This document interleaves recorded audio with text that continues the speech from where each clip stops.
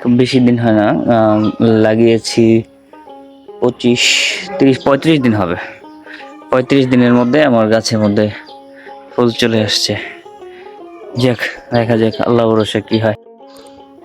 এটা হচ্ছে red lady জাতের পেঁপে, অনেক সুন্দর পেঁপে হয়। এটা হচ্ছে গ্রিন লেডি।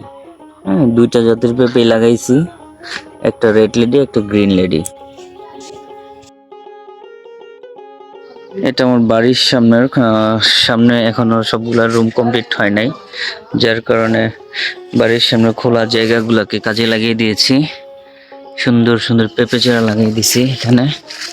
মাশাল্লাহ, পেঁপে চারাগুলো বেশ অল্প কিছু দিনের মধ্যে অনেক সুন্দর হয়ে গেছে। দেখা যাক কি হয়। এই যে এখানে